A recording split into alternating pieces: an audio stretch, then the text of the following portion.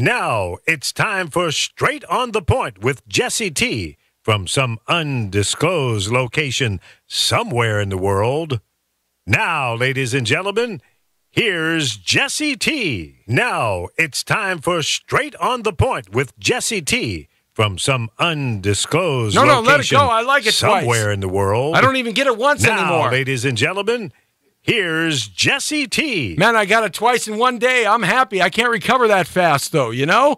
What are you trying to do to me, Lee? That's Big Lee Baby Michaels right there. Thanks a lot very much, man. Good to have you along with me. Jesse T. It's the Jesse T. Show. The Brown Beauty is back on duty. Oh, now he's adjusting the cameras. That's right. He's got to get that beautiful face of mine there. Thank you very much. Oh, yes, beautiful. Hey, can you hit that button over there and put that special code in? There you go, because we kind of got a little bit delayed on that there. I was traveling down the 405 freeway today like a maniac. I got on Sawtell. You got to kind of hook it up. You know what I mean? You know, right there. No, it's already ready. Just hit it again. Hit it again. There you go. See, I'm teaching. There. 4234 is my special code for iPad, just so everybody knows. What the heck? There we go. I don't care, you know, because you're not going to get anything. Yeah, that's right. Absolutely. It's right. No, you got to kind of push it, slide it over. No. Slide down below. No, you did it wrong. Oh, God, now you're all messed up here. See, I'm teaching Lee how to, no. Hit your story. Okay, there we go. Hit your story. There we go. Okay, back off on that there. Oh, my goodness gracious. No, that, yes, back there. There you go. Now, hit the X. I'm teaching them how to do Instagram right here. Now, slide the normal live. Slide it. No, slide, yes. Go up. You see, it says live right there. Hit it. Yes. Okay. God, this is more stressful than the 405 freeway. I tell you that much. It really is. Unbelievable. You got it. Oh, my goodness. Look at that. You never know how this show is going to start off. I quite frankly never know how it's going to start off. I know it just gets going, and then we get going. I did get a ticket on the way in, but I talked myself out of the ticket that got me big time. I was traveling in the Diamond Lane without any mannequin or blow-up doll. And so when the CHP guy blew by me, he kind of blew past me then and slowed down and got behind me and said, over, son. And so I kind of pulled over, and then he said, what were you doing? I said, going fast in the Diamond Lane. And he said, how many people are in your car? I said, 2. He said, where's the other one? In my mind. In my mind. Everybody, you should have said in the trunk. I didn't want to say that because I got the 45 in the trunk. Thank you very much. I'm sweating, you know. Oh, no. Hey, before I go any farther, I got to bring on one of my best friends in life. I mean, he's just a terrific actor. We promoted the heck out of this. To my left, camera right, the great Cy Richardson. Cy, good to have you along with us. Hello, everybody. Glad to be here. I mean, Cy is just one of the most distinguished fine character actors you ever meet, you know, and ever just most honorable man in this business, and he's written books to teach young actors how to get along in this business and survive and not get eaten up and taken down the dark path, you know. And he's done so many films and so many movies and so many commercials. He's got some of the best commercials in the Super Bowl commercials. They keep running over and over, and TV, film, theater, dancing, singing, acting, writing. He wrote Posse, the Mario Van Peebles movie from maybe about 12 years ago. And I think they should do another one, especially now. That would be just fantastic. And you got to write yourself a better leading role in that one. That's because you played the bartender. Well, my whole idea is when I'm writing, I write. When I act, I act. I try not to do both. Although my next film, Ivan Needle, I'm actually directing it and acting in it. You know, I can't wait to see that. I mean, Cy is just terrific, just a talented man. Met him, oh gosh, when the Dead Sea was still alive. You a boy. I was a good. Don't tell anybody. I was a boy at one time. That's right. I was a young pup. Right. And I was a young pup saying, why don't they hire me in films? Oh. And you gave me actually a great piece of advice. and what it was. I remember it so well. I didn't get the La Bamba movie to play Richie Valens' brother, and Esai Morales got it, who's, by the way, running for SAG president. Yeah. I like Paul Antico. I like Antico a lot. Esai's cool though. Yeah. They're both very good. But we got to clean SAG up. SAG is all messed up. We've had Antico in here, and he's explained all the graft and the corruption and all the stuff that's gone on, and it's pretty amazing. And I know you're very involved in SAG in a lot of ways. Not as much as I used to be. Yeah. You were like. Yeah, I was on the board for 3 years. Right. Yeah. So you know a lot of the stuff that's going on there. So anyhow, I didn't get that part. Esai got it.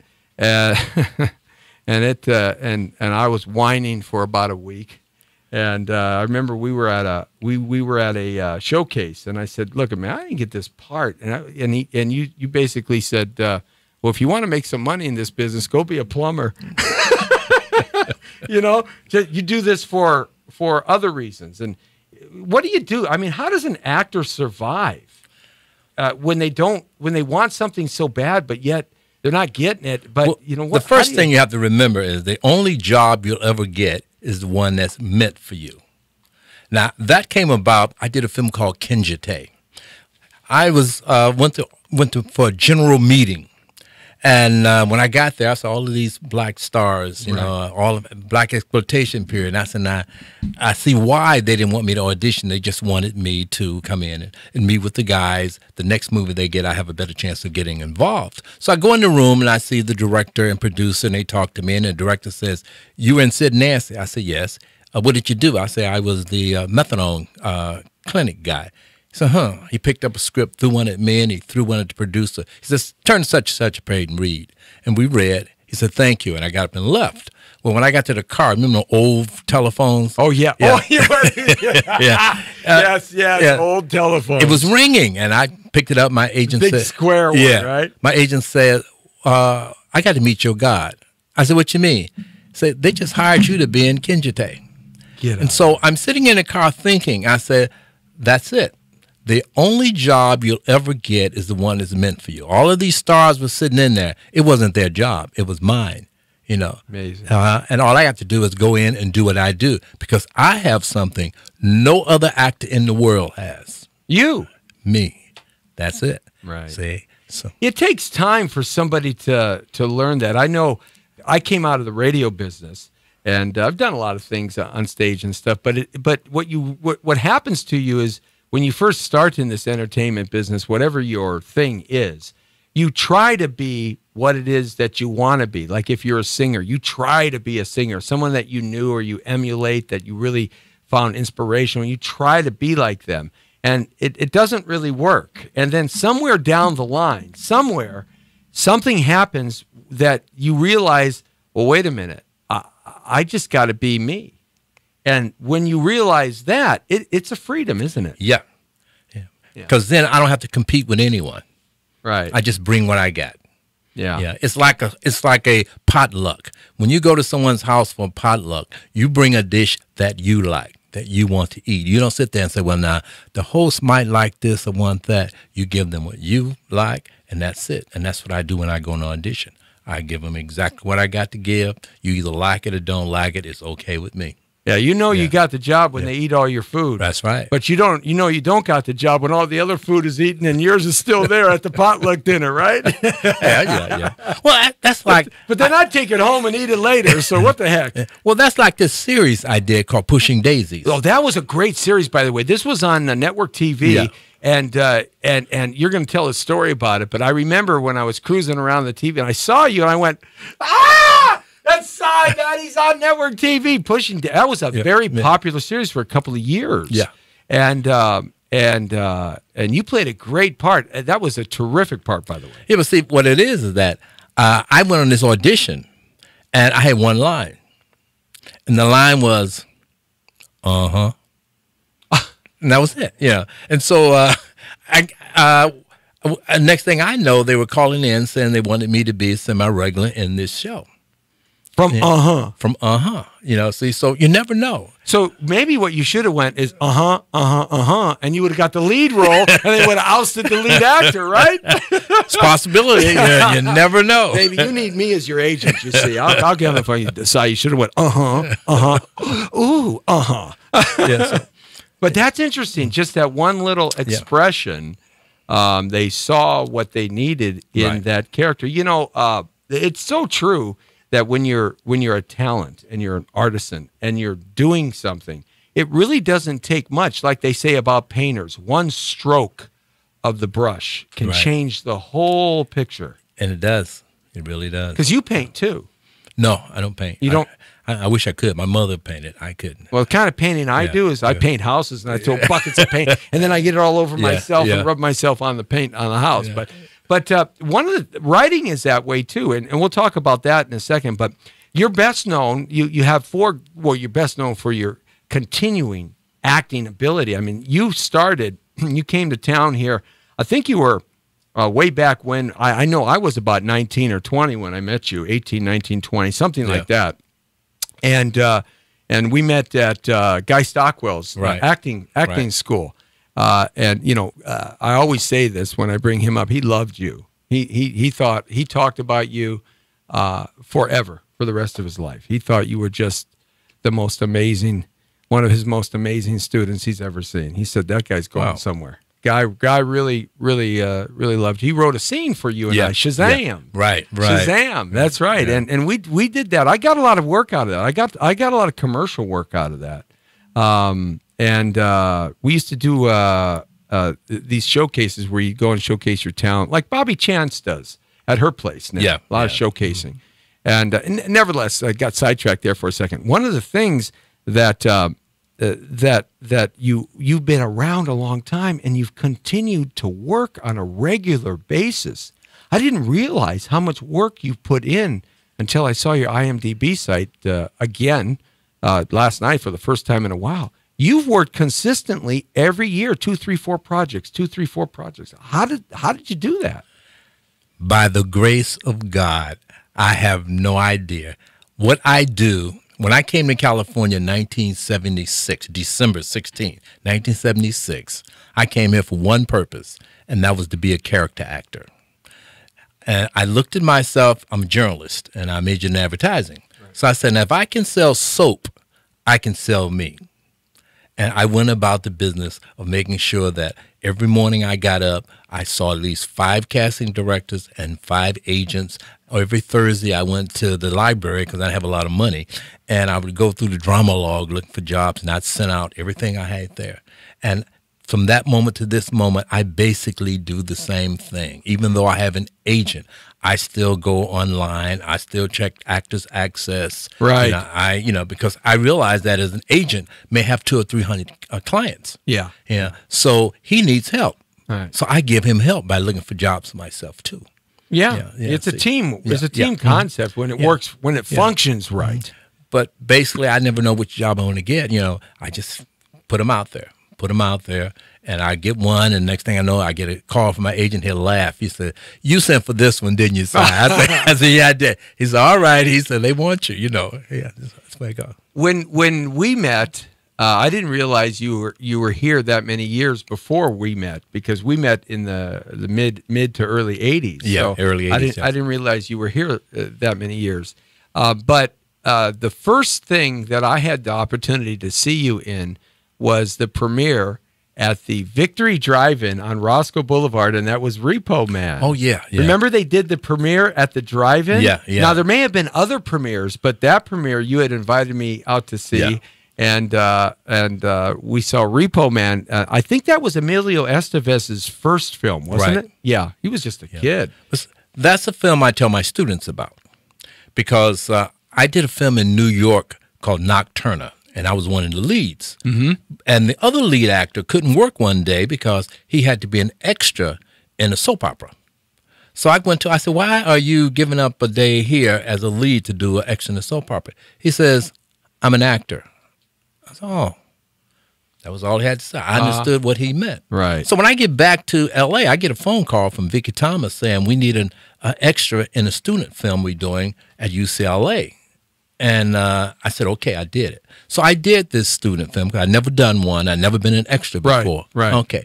I meet two guys that were students, friends of hers. One was Charles Burnett. Other one was Alex Cox. Oh, man, Alex Cox. After Wow. I met them and I finished this film, I got a call from both of them. I ended up doing 3 films for Charles Burnett and 7 for Alex Cox. Yeah, he was putting you to work. What if I hadn't have gone to do that extra job in the student film?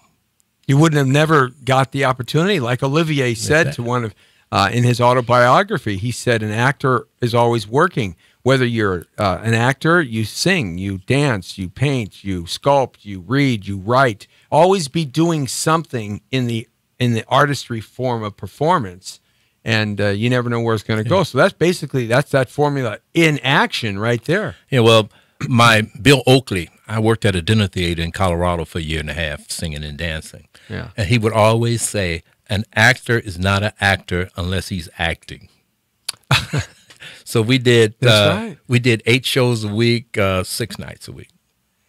That really, you cut your teeth on the boards, didn't you? Yeah. I mean, that really allows somebody to be improvisational, because little things come up when you're in front of a live audience that you aren't suspecting, and you have to get back to the story in some ways, or another actor may miss their mark, cue, miss their line, and you got to get back to the story. So that you really learn how to cut your teeth there. Oh, yeah. Yeah. And with this theater, we were allowed to improv. We could stop and start talking to someone in the audience and come back to them. Oh, really? Get out of here. Yeah, it was really, really fun. I How learned a fun lot that there. would be. Yeah. That's sort of like those murder mystery theater productions they do, where they involve the audience, the whodunit kind of thing. And that's a lot of fun. The audience really loves that engagement. And when Bill Oakley hired me, he asked me one question. He says, if you're on stage working and someone look up and see you because they're drinking and so forth, and says, what is that N word doing up there? What you going to do? And I smiled and said, just keep acting. So you got the job. Yeah, there you go. Wow. You know, that was a perspective that was kind of ahead of its time. Yeah.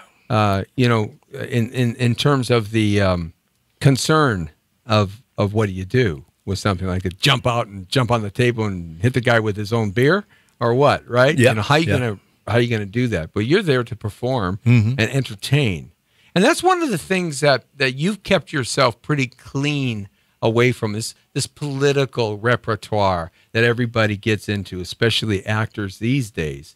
They all have a political statement about something. You've kept yourself private in that area and kept yourself clean in terms of you go there, you work, and you do the job.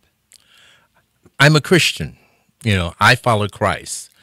I work, and you had a lot to do with this. Remember when you asked me to go to Actors Alley to do this scene with you? That's right. And I ended up going and doing 3 plays with them. Right. Well, the play Working. I'm after the play was over, I walked outside, and he was a lady out there, a little old lady, and she was crying. And I asked what was the matter. And she says, I spent 30 years of my life taking care of family and working, and what I really wanted to do was be an actress. Now that they're grown and gone, I can now pursue my career as an actor because of what I saw you do on stage. And I said, thank you. So then I realized that my job as a Christian actor is to entertain, inform, and minister. I never know when I'm ministering, but I ministered to her. You know, and that's what happened. I thought about myself. I've seen movies, and certain things happen in movies make me think about my life and what I'm doing, and they're ministering to me. So this is what I do. I put that's out front. I'm an entertainer. I inform and I minister. Right. Yeah. And you come out of the gospel theater as a kid. I mean, you started when you were 12 years old. You had a lot of gospel in your life. Oh yeah, because my father was a gospel singer, and I sung. I sung up until well, I say 29, but not really, because when I went to college, I was taking trumpet lessons with the band, and I was a 4th trumpet player. So he stopped me from playing trumpet and told me that I was going to be the vocalist for the jazz band because I couldn't play it. You even had a record out. Yeah, I got it's on YouTube. Yeah. Little June and in January. It's Over the Feeling. Yeah. Yeah. Absolutely. Yeah. It's amazing. And I did a project with Elvis Costello too. Oh, did you really? Tell me about that. Yeah, we did a thing called town called Big Nothing. We did a film called Straight to Hell. That was my first lead film.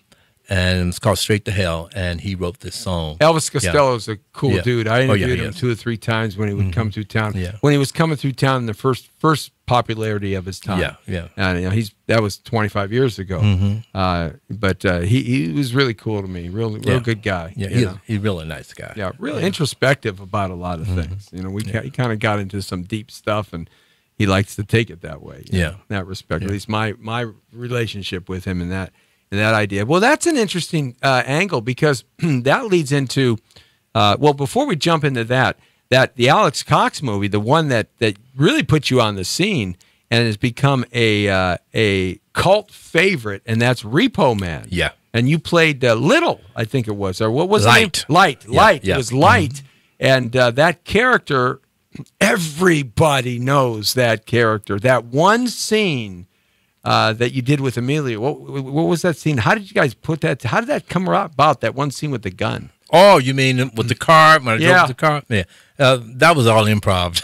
Was that all improv? Yeah. Alex told me, he says, well, figure out what to say when you get there, Si. And I'm driving up, and I get out the car, and I looked at him, and that's what came out of my mouth. That was the greatest scene. Yeah. And then it's filled full of blanks. Yeah. I mean, you thought you were throwing down a 45 down yard, but now it's filled full of blanks, and that was just the irony of it. But the comedic value in there at the end was great. Probably comes from your comedic background. Yeah. In that respect. So that movie kind of put you on the scene. With Alex Cox and all the movies that he did. Straight to Hell was one of them, right? Yeah. That was another one. Straight to Hell, Walker, Winner. Yeah, Walker was interesting. That was very good. Yeah, that's the one we did in Nicaragua. Yeah. What was it like shooting in the jungles of Nicaragua? Very peaceful. Although there was a war going on in the mountains at the same time. That's about the time they were having that civil war down there. They were fighting in the mountains, and we were fighting in the valley. And so one day, a Russian helicopter came down on us, and we all froze. And no one said a word, and Alex forgot to say cut. He just froze. These 2 guys get out the helicopter, and they say, who's the director? And Alex says, I'm the director. And he says, well, we're through with our 6-month tour. Do you need any extras in your movie? Russians, huh? No, they were Nicaraguans, but they had a Russian helicopter. Oh boy, that big kind of praying mantis helicopter that comes down. That's a scary sight. That was the funniest thing when he said that. That is because they only fought 6 months. Then they have 6 months off. Then they go back 6 months. Oh, so this was like a job, right? Yeah, yeah. And it was really weird because we went to dinner at this lady's house, and her nephew and her son. One was on one side, and the other one was on the other side. Oh, and they weren't allowed to fight when they came home. But as soon as they left home, they went home and fought each other. They were fighting each other. Yeah. But out in the streets in front of their house, they're playing soccer. Yeah. It's interesting time. Yeah, interesting time. Well, at that time, of course, we had massive immigration from El Salvador, Nicaragua, Honduras, Guatemala, all during that. After that, and but we did a lot of tours down in there with the groups that I represented and owned. And you don't understand the jungle of Central America until you've been there. Yep. And if you've been there in rainy season, you think we have rain here. We do. We got a good sloshing of rain this last year, but the drops in the Central American jungle, the drops of rain are like little golf balls. Yeah. I mean, they come boom, boom, and they're big. The rain is heavy there. It's a different kind of feel. And the humidity. The humidity's out of world in terms of that. The only place I know like that in the United States is Louisiana. Oh, Louisiana. Yeah. Well, you get that humidity, that tropical that comes up from the Gulf and stuff like that. Yeah, I was doing a play in Louisiana, and it's my first time there. And so at lunchtime, I left. I'm running out the door to go get something to eat. When I walked out, the humidity hit me in the face, and I ran back inside. And everybody started laughing. I was, oh, no, somebody's going to get me something to eat. I'm not going back. No, man, you take 2 steps in that humidity, you're just like taking a shower. My daughter was the same way. When she was going to go to FIU University in Florida, right? South Florida.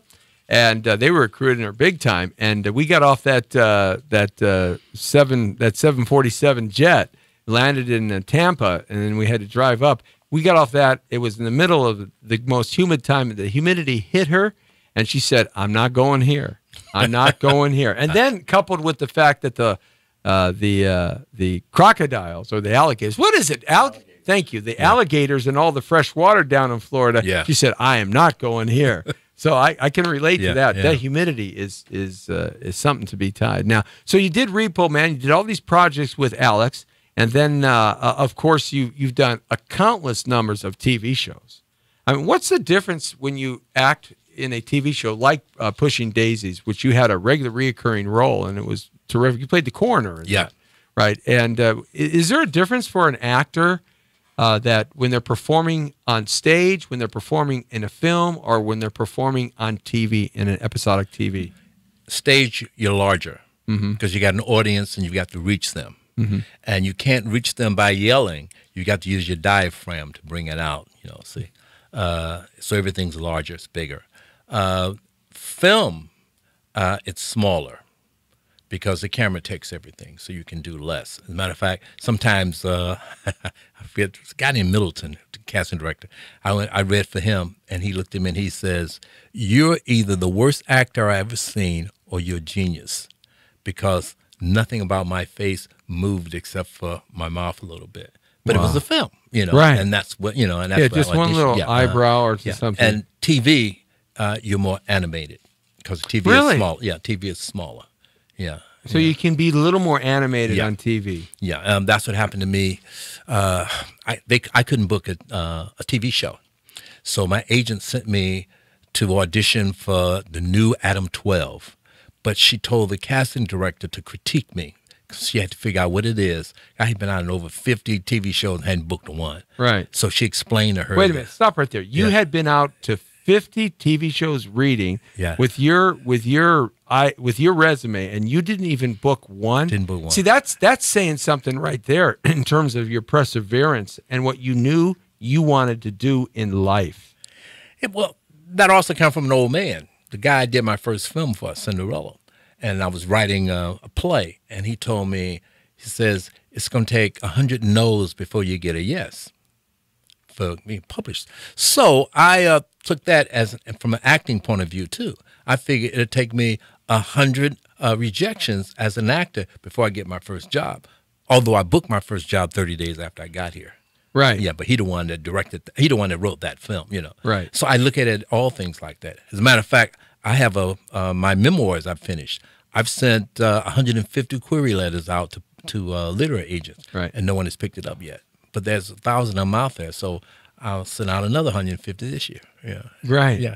See, that's the refreshing attitude that you always brought to the game, and that's what I loved about you when we first met. You just had this no fear, no thrills or frills. I mean, you just knew how to attack what you wanted to accomplish, and you had no fear, but you did it with such a wonderful, positive attitude. That was just, that's you, man. I love this business. Yeah. I love the auditioning. The rejection doesn't affect me. I just love it. I enjoy it, see. Yeah, it drove me crazy. Not the rejection. What drove me crazy about film, because I did TV, soap operas and commercials and tons of voiceovers and stuff like that. I mean, but I never got a lot of film, maybe 12 or 13 films I've done. But what it just drove me bananas about, not being able to lock something down in the film business. But, the film business has really changed on how an actor gets a job and the amount of work that's out there now being produced that they're looking for actors. I mean, can you imagine all the technology today for an actor that they can use to get on web series? I mean, that's got to be exciting for you now. Yeah, I just finished one called Lack Family. we'll see how it turns out. So many different avenues now, rather than just the old drama log, right? So many different avenues, and you can have you experienced this where you send in your audition? I do. This where you have this set up, right? When I walked in here and saw this, I thought about maybe this is what I need to do to finish this sending in self-tapes. Right. Yeah, because none of my self-tapes seem to work, and I do it with the camera in my computer. Right. So I'm thinking maybe I need to use a small camera and do it that way. Yeah, well, the quality is really great. Yeah. When you look at the quality with one light and all of that. But I have a friend in Louisiana. He books all his jobs like that. Yeah. Well, the jobs now across America, you don't have to be in Hollywood anymore to get a job, or New York. You can be anywhere, it seems like. Yeah, well, they're making 61 films in Atlanta, Georgia right now. Yeah, what did they make, 10 here last year? Yeah, well, Atlanta's first, Louisiana's second, New York's third, and we're fourth. Right to work states. Yeah. Yeah, that's the primary reason, and the big tax benefits. And Raul Bocanegra, we're going to have him here in about a week or so. He's one of the assemblymen in the state of California that rewrote the film rules and regulations to try to increase tax credits about 5 years ago, and it worked. And he's rewriting them again because we've lost so much business to. We'll never get it back. It's gone because the right to work state is cheaper, and California is never going to give those 40% tax breaks. That's just not going to happen. But we're getting a lot of commercial work now and a lot of internet-based kind of IT and high-tech work in that respect. But so now, as you're rolling along and you started writing, you've been a prolific script writer. In fact, we were playing around with some of the scripts that you were writing, and one of the scripts that you wrote, of course, was, I mentioned earlier, Posse. Yeah. How did you come to the idea of a Western? Because that was like a Western when there was no Westerns in Hollywood. People weren't doing Westerns yet. Clint Eastwood didn't come back with Unforgiven yet. It hadn't been, but that was really cool. I remember in Panorama City when I used to go over to your house and read pieces of the script as you wrote them, so you could get a feel for it. Well, that came about when I was in Nicaragua. I was telling a friend of mine about my grandfather, and he said, "You need to make a movie." I never thought about that. Yeah, I think I'm going to do that. And that's where it all began. Telling you, man, this guy puts his head to something, it gets done. Yeah, well, my grandfather was a cowboy. Right. And my other grandfather was a minister in Georgia, and he had 2 churches in 2 different counties. Was he a Buffalo soldier, your grandfather? My grandfather was a Spanish-American soldier. Spanish-American soldier. Yeah, Spanish-American. Really? Yeah, see. And he was a logger, and he was a cattle herder. So I had all these stories. Because what made me think about that, the one story he hit me with is that he says that Jesse James did not ride with his brother Frank James. He said when they came into a town, he says it was Jesse James, this black guy, and then Frank. Get out of here. That's the real deal right there. Yeah, so he said, and that's the way that he came into towns, see. Really? Uh-huh. Yeah. And so different stories he told me, I kept them, and I tied both grandfathers together. At the end of the movie, it show you where they talk about Abe Richardson and Reverend King David Lee. Yeah. So, but I took their stories, tied them together. Yeah. I thought that was a terrific film. Mario Van Peebles did it for you. He's a wonderful director. And he's a good actor too. I just saw him. I just saw him on some show that he did a while back. I think it was the one with. It'll come to me in a second. It's something he did a while back. But yeah, he's really, as he's gotten older, he's even gotten better at what he does in terms of the acting and everything like that. Did you find that as you have gotten older in the business that you're working more now or working less now, or is that a complex thing that you're going through at this point? I'm working more, but I'm doing less. And what do you mean by that? What I mean is that in the younger day, I would be in a film and I may work 3 or 4 weeks, 6 weeks. Oh, okay. Today I go in, I work 3 or 4 days a week. So you're getting the more of the character parts that are smaller to fill? Yeah. Like the last 3 films I did, in the first scene I died. It was funny. So I was telling another friend of mine, he said, "Me too, Si." I said, "What happened when you pass 60? They just kill you off right quick." I said, "Guess so, but we're still working." Well, I die every day on the TV and radio here, so I'm used to dying. But that's an interesting point, because as you do get older in this business, for men, you do have the opportunity to work more than women. Yeah. Women really get typecast down, but that's changing now with movies like Wonder Woman and the empowerment of ladies. That is really changing the dynamic of that in the industry. And you're like the third person to ask me about my Western, because, it's a female Western. Yeah, I love the idea that you were talking about that. I think a female Western, you need to do another Western, because Westerns are coming back. Parts of Westerns. We're not going to have 600 like Warner Brothers used to make in John Wayne days. But once I finish these 3 projects I'm working on, then I'm going to try pitching it again. Yeah. Well, you got to let me help you pitch it, because I'll pitch it. I'll pitch it. You darn. I'll come on, man. You got to give me paid, okay? By the way, thank you for sending that to Ryan. Mm-hmm.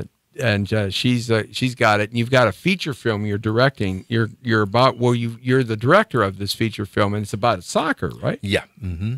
It's called The Beautiful Game. Yeah. And so what I did was change one of the characters to fit her. Yeah, that's terrific. Yeah. To make that work. But it's a good story. It's based on a true story. It's a book called The Beautiful Game. Mm-hmm. Yeah. And so this is what we're doing now, and it's about youngsters. From 8 years to 12 years old, right? That play soccer in Rosarito, California. It's an interesting story. Ryan went down to Panama because she does a lot of things, but she was down in Panama shooting this video. Then she went back to Belize because they had brought some little kids over from Belize to Panama on the beach to have them be a part of this kids scene. And they wanted not just Panamanians, they wanted some Belize and Salvadorians, and they wanted kind of the whole mixture of Central America in this ending scene of this music video. What she found out is that they love soccer in Belize, of course. So she came back and she put together this whole thing with Nike and went down there and took a bunch of cool equipment and shoes and socks and all the soccer gear that we get here in America, right? And she took it all down, had it shipped down, and then she went down there and she put on a 2-week soccer camp. The first time in the history of the country that anybody did a soccer camp. Yeah. These kids didn't even have shoes. They didn't have a ball. They were kicking any round thing that they could find as a soccer ball. On hard ground and rocks, and it was just really moving for her, and it gave her another impression as to how the beautiful game can change lives worldwide, and it really can. So I'm looking forward to that, and I just want a job sweeping up the floor after you break down. Okay. But what got to me was that after doing the research and writing a script, I realized that to soccer players, it's not a sport. No.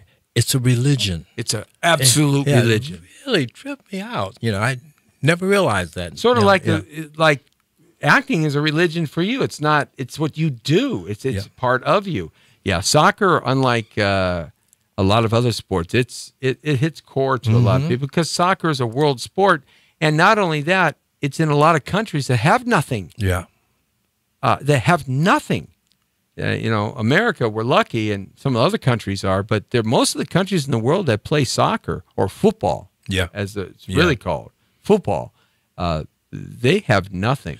Yeah, because we didn't get a soccer team in Chicago until the 60s. Yeah, the Red Stars. Yeah, Ryan is third string on the Red Stars. Oh, okay. She works out with them in Chicago. They asked her to come on down. Yeah.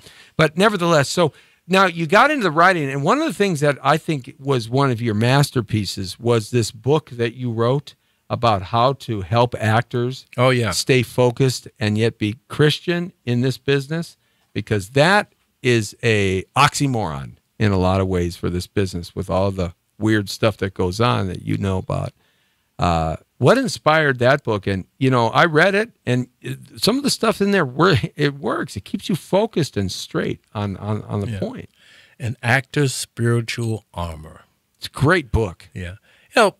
I taught for like 14 years. Yeah. Yeah. And so... Had I known that, I would have, because I was doing something else during that time. Yeah. Had I known that, I would have just come and gave you a hard time in class. I would have been like your world's worst nightmare. No.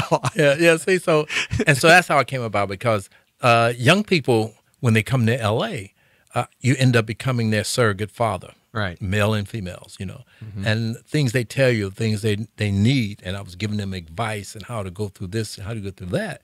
And that's when I realized that if I write a book, it could help them, to stay on track. See, because people talk about casting couches and all this kind of stuff. Yeah, right. It's there. Yes. But the most important word in the industry is no. I was just going to say, I knew you were going to say that. Yeah. See, and this is hard for them to understand because they want the job. See. They want the job, and they dangle it like a piece of cheese in front of you, and you have to say no. We're involved in the human trafficking thing for some time now, and a lot of this stuff is at epidemic levels in our country, and a lot of it here in Hollywood, with some of the things that go on with some of these entertainment people at the highest order. It's really disgusting. Oh yeah. And one of the goals of CAUT is to go after some of these people because quite frankly, I don't really care. I don't care what they do. They never did anything for me, and they're hurting kids. And so we're setting up a team to go after that with the local police agencies and stuff because there still are those rings and those houses around there. And you're right. You got to say no. Yeah. That's the key. But how does somebody say no that wants something so badly and they don't know how to say no to it? That's where your book really comes into play, I think. But, I mentioned something about there was a film I was doing, and the guy said, I want you to unzip your pants and shake your penis. Oh, Lord. And I looked at him and said no. And the whole set got quiet. You could hear a pin pee. It was so quiet. And he says, oh, okay. Well, let's do so and so. Hey, to move on. You're in the middle of a film. He can't kick me out, because he didn't spend so much money. He'd been shooting for a couple of weeks. Right. So he's got to go along with it. Just say no. You got leverage. Yeah. So let's talk about what we're going to see right now. We've got a video clip of some stuff that you've done some work. So you want to set this up for us here as Lee gets it ready to go. Now this is. Are we ready to go with that? Okay, so now this is something that you did. Yeah, this is a good day. There's an organization called the 187 Film Festival, and you have 187 hours to put this project together. I get a call from one of my students, and he needed me to be involved in it, so I did this project with them. Well, the project won Best Screenplay, Best Actor, which I won, see. And so I show it all the time. It's a really good piece. Okay, so let's watch the clip right now on check it out, Cy Richardson. This is a waste of time. It's never a waste of time. What happened, Sonny? I was distracted. Sit down, son. You don't want to leave before you get the best part. They're empty. No, they're simply not filled. This is your book, son. Make me proud. Now, today was a good day. Yes, sir. Almost glorious, if you ask me.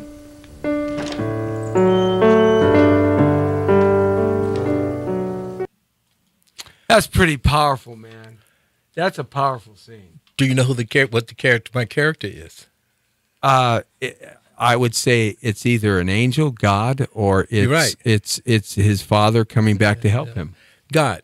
Right. Yeah. That's beautiful, man. So when I talk to young people about the business and they want to know why I never wanted to be a star, I always wanted to be a character actor. And I told them, I said, because as a character actor, so far, I've played everything from a fairy godmother to God himself. So, so I have nothing, that I've missed, and I'm enjoying my life. I mean, look at when you look at your filmography here. I mean, You've got 3 projects out in post-production now. 5th of July, Yeah. which is coming out sometime here soon. The God of Death, and something that's been already released, Messages from a Mistress. I mean, that's just so far this year, and there's even more. I mean, 17 has been a big year. Vagabond, Like Family, the TV series Like Family. Yeah. That was fun working on. Oh, yeah. Yeah. I mean, that the Like Family series is really kind of a cutting edge kind of series, and so you got to play several times on that. It must feel good to get a call back when you're on a TV series and they call you back. You're kind of thinking, your heart pounds. Oh man, maybe they're going to write me in for the whole thing. I never think about that. Really, you don't? Come on. No. Really? I just go in and do the one I'm supposed to do, because that's all that's important. What's important is this moment here. Yeah, and whatever happens after is okay, one way or the other. It's like we're not talking about it about commercials. Right. I went out on 100 and some commercials before I booked one. Yeah, and then you booked one of the greatest commercials of all time for a super. Not only did he book a commercial, folks, Cy Richardson, he booked a commercial that was not played on late night TV or on Saturday afternoon. He books a commercial that's played in a Super Bowl game. So all those commercials are the most watched in the world, and everybody kind of watches the commercials as much as they watch the game. And it won all kinds of awards. Tell me about that. That's a great commercial. It was the second best Super Bowl commercial of 2008, and it's the 4th best Super Bowl commercial of all times. It's unbelievable. Yeah, it is unbelievable, because I came here to make movies. Only reason why I started doing commercials and TV, because I got married and I said, well, I got to take care of this woman, so I better add some more work to it. You got to add some more. Well, let me tell you, I know what that's like. I've been with Mama T for 28 years and known her since I was 15. Yeah. So, and Cy sang at my wedding. Yeah. Way back then, and so I mean, it's just terrific. That commercial is the Federal Express commercial, correct? Or is it? FedEx. Yeah. That's the one. You got to go check it out. Bring it up. It's a hilarious commercial. Your double takes on that, or your deadpan is what sets it up. So I mean, when you look at the stuff that you've done, Faith of Our Fathers back in 2015, Benched, Sweethearts, Future States. You did the NCIS series back in 2013. That was fun. What was fun about that, besides working on it, is Harmon. I could walk home from the studio. And so everyone who came in there, I would tell him, hey, I can walk home from the studio. He says, you said it one more time. We going to have you walking home now. Because everybody else got a long ways to ride because it was in Santa Clarita. Yeah. Oh, yeah. Yeah, see, and so it was exciting to me. That I can literally, after 40-some years, I got a job where I can walk home. That's right. You're making everybody feel kind of, I know your personality, man. I know what you're doing. Absolutely. You did a lot of TV, but you did some shorts, too. Doing a short film is something that we're seeing more and more of today in Hollywood. Yeah. In fact, there's festivals just feature short films, and you did something called Restoration. Tell me about that. Oh yeah, that was about this guy who's trying to get his life back in order. So he came to talk to me as his psychiatrist, and I explained to him how he had to change his life by quit putting everything on him. In other words, what it is that we as young people, we think everything is about me. But once you release it and help others, you'll find that your life seems to grow and to move on. And that's what it was about. It seems like some of these projects that you do really emulate what you write in your books. Yeah. It's kind of profound in that way. You write this, but some of the scripts that you get kind of are telling folks what you tell them to help in the mentorship part of it. Yeah. So I'm assuming I've been branded. I think you have been. Dukes of Hazzards, the beginning, you did that film with the Daisy Dukes. Yes, baby. Thank you very much. And it goes back and back. You did Dragnet, the TV series, when they tried to revamp the Dragnet TV series. That's another point in my life that I still haven't conquered. I have yet to do Law and Order SVU.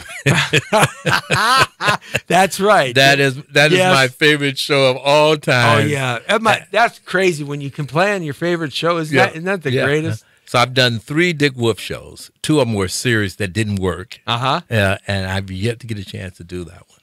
You did Ring of Fire, Blood and Steel back in '93. Yeah. I mean, we're going back and back. If we Gabriel's Fire TV series, I remember that. Yep. I remember that, and I mean, we go back farther. I mean, To Sleep with Anger, Falcon Crest, Mystery Train. There's the Conjette movie that you talked about Charlie back. Bronson. Yeah. Charlie Bronson. I mean, what was it like working with Charlie Bronson? First couple of days, real scary. Really? Because he's so mean looking and he didn't talk to us. And so we're outside one day eating, and these kids ran over to me and they wanted my autograph and so forth, and I'm signing an autograph. He comes, put his arm around my shoulder, and he says, "Si, don't sign autographs unless you put their name on it too." He said, "Otherwise, they're going to sell your autograph at conventions." I said, "Oh, okay, thank you." And then I found out the reason why he was so hard when we first started working is because he's the good guy and we're the bad guy. And he's a method actor. And so what happens is that he don't want the audience to see that he do like us or care for us in the film. So he have to constantly keep that. So because of his theory and his application Right. of how he learned how to act. Right. I would hate to be on the bad side of a method actor named Charles Bronson at home on a Monday night when he's pissed off because the bills didn't come in the way he thought they would be. He'd be carrying that character home. Forget it. Thank you. I think I'd move to Tahiti for a week. Absolutely. Sid and Nancy, the Sid Vicious story, and that was a terrific film. Sex Pistols, of course. Yeah. So you've run the whole gamut of films and characters that you've been able to accomplish, but you have a whole side to you which a lot of folks don't know, and that's ministry. Yeah. You are a person in your church of significance, a deacon. Yeah, I'm a deacon in the church, yeah. And also sing in the choir. And ministry has been a big part of your life, hasn't it? Yes, it has. Because I truly feel the only reason why I do what I do is by the grace of God, Because, like I said, I came here with $50 in my pocket, a hole in my tire this big, you could rub your finger to the inner tube. Oh. I didn't know where I was going to stay, All I knew is I was coming here, I was going to sleep in my car, and I was going to pursue my career as a character actor. And it hit me to call my ex-wife. I called her and said, there was some girl stay with us a couple years ago, and for 30 days before she moved to Los Angeles. Would you contact her and see if I can stay with her? So she contacted the girl, and the girl said, yeah, I can stay with her. So I went to the telephone to call this girl. She gave me the address. I went into the gas station and told the guy in the gas station, I said, this girl lives in Los Angeles. I need to know how to get there. He looked at it. He says, walk to the corner and walk down 4 blocks, and you'll be at her house, and you're not in Los Angeles. You're in Santa Monica. Wow. So, I just took that as God sent. Providence, man. Yeah. Absolutely. Yeah, so. Wow. That's amazing. Yeah, you uprooted your whole life to change your life. Oh, yeah. That's the amazing thing about this man. He had a whole life before this professional life coming to Hollywood, and a very successful life with all the trappings and all of the things that the American dream offers. Yeah, and I could have stayed with the dinner theater. The guy who replaced me stayed there 30 years. Right. Yeah. Yeah, but you wouldn't have had the wonderful experience that you have now. No. And met your wonderful bride that for the last couple of decades. Oh, yeah. Yeah, we've been together 29 years. Yeah, absolutely. Yeah. Well, you got me beat. That's for sure. Yeah. So what's coming up here? Tell us what's happening here, and what can we see you in, and what's happening? I'm working on a faith-based film. They're calling it family-friendly films now, where I'm directing it, and I've won the leads. What happened is, a guy named John William Young, I did a play with him back in 1979. And when he got this script, he needed a Christian actor. He said, well, let me find Si. He'd be the perfect one for it. So his son was going to direct it, and John and I were going to do the lead in it. Well, his son works for Spielberg, and he got a job working for Spielberg. Wow. And had to leave. And so instead of them finding another director, the producer says, why don't you direct it? And so now I end up directing it and doing one of the leads. Yeah, it's funny because my agent told me, I've been telling him, I said, for a whole 5 years, I said, look, I want to direct a feature. I've directed shorts. I want to direct a feature. So now I get a feature. He says, remember what I told you? Watch what you asked for. I could, and I got to do both. That's cool, you know. So I'm doing that one. Then my partner, my writing partner, he's back in New York. Well, we're working on a script with Tito Puente. Oh, Tito Puente? Yeah. Really? We wrote one. About 10 years ago. The Latino aspect is exploding around the country now. Yeah, so we're doing that. And so that's moving along well. And it's interesting because, you know, we write from Skype and so forth. Yeah, right. Yeah. So when we get it finished, when the executives read it, then I go to New York and then we work out the kinks and so forth. Right. And which is fun because we did that 10 years ago. And I lived in New York for these 2 weeks.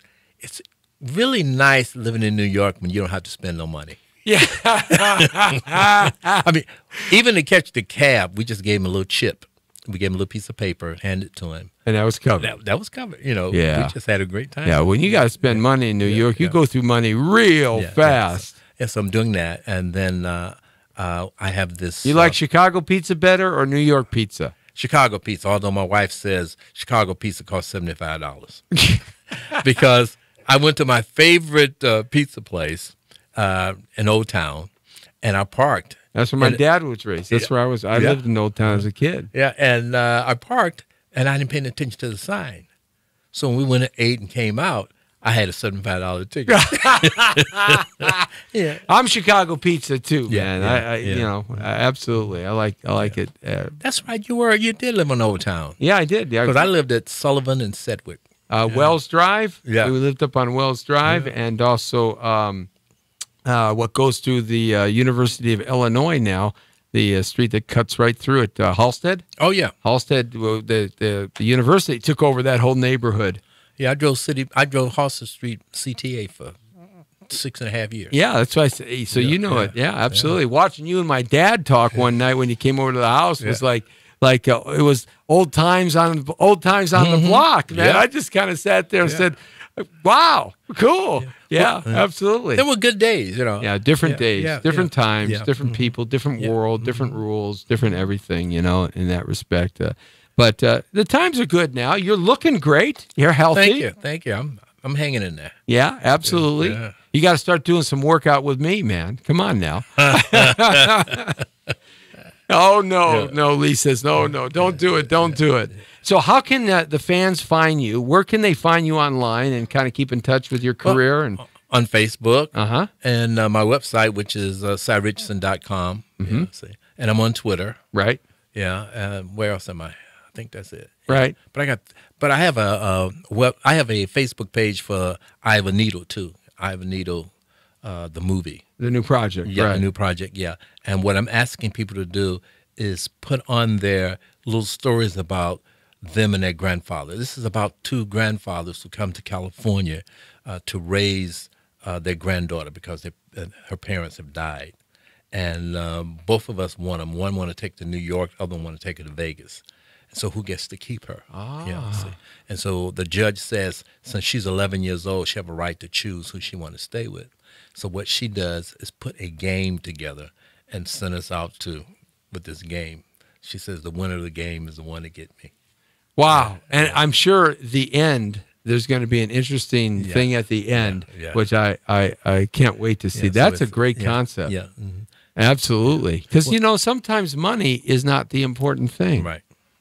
And there's a lot of lessons in that. And the guy who wrote it, Steve Lee, he's not a Christian, but his wife is, and his in-laws are, And so, and this is his second faith-based film script he's written. Faith-based projects are getting very popular. Oh, yeah. I mean, I'm doing more and more red carpets of these things with regular actors that may not be Christians that are getting cast for these parts and stuff like that. So this is not the taboo it was 30 years ago, you know? Last year, they made $60 million.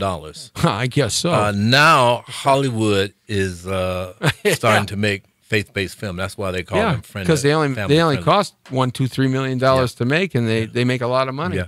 'Cause Cy Richardson, everybody. Cy Richardson, great actor, writer, coach, spiritual minister, survivor, just a good friend of mine, just one of the most honorable men you ever want to have in your life, my friend. I really appreciate you coming in here. Check him out on his website, the Facebook page, Twitter, and all his new projects coming up. I'm telling you, go to IMDb. Just look at some of the stuff this man's done, stuff that you'll recognize, that you'll go, oh, wow, it's just unbelievable. You're like Morgan Freeman on the less expensive side. Well, you saying that, I get a lot of that. I got to the place now that said, well, if Morgan Freeman don't want it, you'll get it. What is this?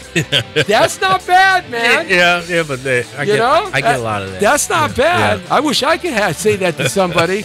They just get me every day right here on the Jesse T Show from 5 to 6. That's right. You're, of course, in my world, the world according to Torero, where you're straight on the point. Tomorrow, Roundup, Wound Up. Oh, we're going to be talking the issues of the day. Yes. Jesse Torero. Cy, thanks a lot, brother. Thank you for Love you, inviting man. me. I enjoyed it. Love you, Love pal. you. Absolutely. Say hi to your lovely bride. I sure will. The Brown Beauty is off duty. See ya. Boom, baby. Yeah. Hey, would you just give me a part in one of your movies? Just something. Anything. I am. I'm giving your daughter a part in one of the movies.